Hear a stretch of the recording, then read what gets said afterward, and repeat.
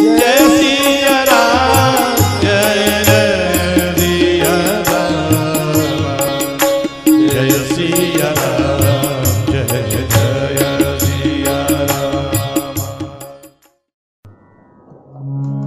बोलो सियावर रामचंद्र भगवान की जय। ब्राह्मणों ने राजा प्रताप भानु से ऐसा कहा कि भूपति भावी मिटई नहीं, यद्यपि न दूषण तोर, किए अन्यथा होय नहीं, विप्र श्राप अति घोर। कि राजन, यद्यपि तुम्हारा इसमें किसी प्रकार का दोष नहीं है, लेकिन फिर भी जो होनहार है उसे कोई मिटा नहीं सकता। ब्राह्मणों का शाप बहुत ही भयानक होता है, यह किसी भी तरह से टाले नहीं टलता है।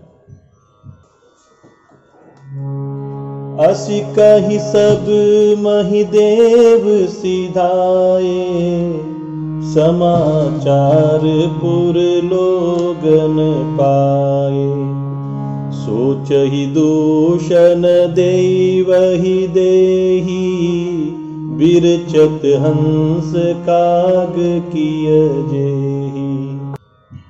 ऐसा कहकर सभी ब्राह्मण अपने अपने स्थान पर चले गए। जब नगरवासियों को यह समाचार लगे तो बड़ी चिंता में पड़ गए और परमात्मा से कहने लगे कि हे विधाता, जिससे हंस बनना था उसे आपने कौवा बना दिया। यह जो हमारे राजा हैं बड़े प्रतापी थे, धर्म का अनुसरण करते थे, पता नहीं आपने इनके भाग्य में क्या लिखा जो हंस बनते बनते इनको आपने कौवा अर्थात राक्षस बना दिया। जिनको देवता बनना था उनको आपने राक्षस बना दिया। उपरोहित ही भवन पहुँचाई, उपरोहित ही भवन पहुँचाई, असुर ताप सही खबरी जनाई।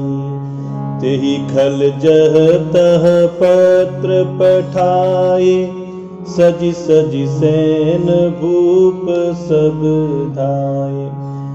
अब काल केतु ने उस पुरोहित को उसके घर पहुंचा दिया और तपस्वी को भी समाचार कर दिए। जो कपटी मुनि बन के बैठे थे उनको भी समाचार कर दिए कि भाई मेरा काम हो गया है।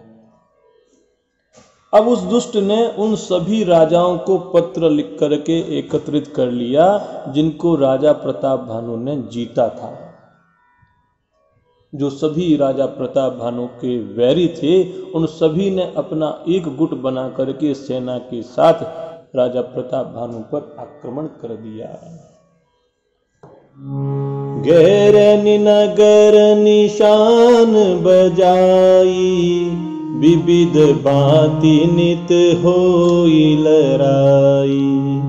जूझे सकल सुभट करी करनी, बंधु समेत पर्यो नृप धरनी। सत्य केतु कुल को नहीं बाचा, विप्र श्राप खिमि होई साचा। रिपुजिति सब नृप नगर बसाई, निजपुर गवने जय जसु पाई। अब उन सभी शत्रु राजा ने मिलकर के नगर को घेर लिया और नित्य प्रति अनेक प्रकार से लड़ाइयां होने लगी। राजा प्रताप भानु के सभी योद्धा सूरवीरों की करनी को प्राप्त हो गए, अर्थात रण में जूझ जूझ करके मारे गए। राजा भी अपने भाई के साथ युद्ध में वीर गति को प्राप्त हुई। अब सत्य केतु के कुल में कोई भी नहीं बचा, क्योंकि ब्राह्मणों का श्राप झूठा नहीं जाता है। शत्रुओं को जीतकर राजाओं ने उस नगर को फिर से बसाया और अपनी विजय और यश को स्थापित करके अपने अपने नगर को चले गए। अब देखो यहाँ भरद्वाज मुनि जो हैं उनसे याज्ञवल्क्य जी महाराज कहते हैं, क्या कहते हैं? भरद्वाज सुनु जाहि जब, होई विधाता वाम, धूरि मेरु सम जनक जम, ताहि ब्याल सम दाम। याज्ञवल्क्य जी महाराज कहते हैं, भरद्वाज सुनो, विधाता जब किसी के विपरीत हो जाते हैं तो उसके लिए यह जो धूल है सुमेरु पर्वत के समान भारी और उसको कुचल देने वाली हो जाती है। उसके स्वयं के पिता यमराज के समान अर्थात काल रूप बन जाते हैं।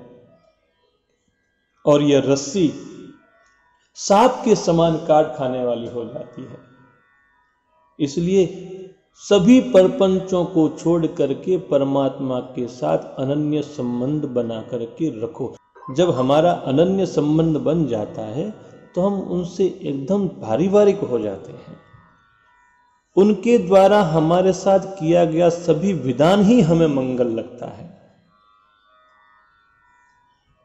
ये जो राजा प्रताप भानु हैं, यह भी परमात्मा के बड़े भक्त थे और वेद के अनुसार जीवन यापन करते थे। लेकिन ये जो समय का बदलाव हुआ, ब्राह्मणों के द्वारा जो इनको अभिशाप मिला, वह अभिशाप भी इनके लिए वरदान साबित हुआ। तो जब परमात्मा से अनन्य संबंध बन जाता है तो वह किसी न किसी प्रकार से हमारा मंगल करने वाला ही होता है। अब यही प्रताप भानु आगे जाकर के रावण बनेंगे। काल पाए मुनि सुनु सोई राजा, भयहु निशाचर सहित समाजा, दश सिर ताहि 20 भुज दंडा, रावण नाम वीर बरी बंडा, भूप अनुज अरिमर्दन नामा, भयहु सुकुंभ करण बलधामा, सचिव जुरहा धर्म रुचि जासु, भयहु विमात्र बंधु लघुतासु। हे मुनि सुनो, कुछ समय पाकर के वही राजा परिवार के सहित रावण नामक राक्षस हुआ। उसके 10 सिर और 20 भुजाएं थी। वह बड़ा ही प्रचंड सूरवीर था।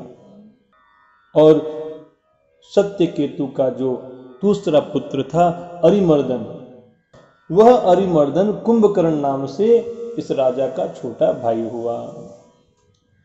और प्रताप भानु का जो मंत्री था जिसका नाम धर्मरुचि था, वह रावण का सौतेला भाई हुआ। उसका नाम विभीषण था। सारा जगत जानता है कि वह विष्णु भक्त था, ज्ञान और विज्ञान का भंडार था। और उसके अलावा जो राजा के पुत्र और सेवक थे वे सभी बड़े बड़े भयानक राक्षस हुए।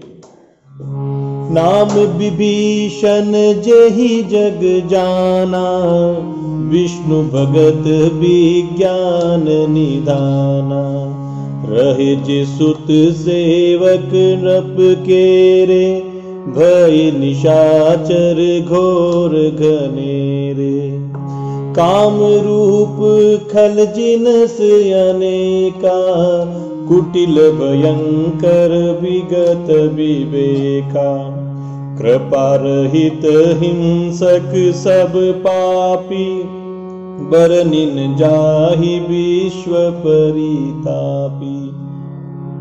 तो वे सभी के सभी अनेकों जाति के थे और काम रूप अर्थात मन चाहा रूप धारण करने वाले थे।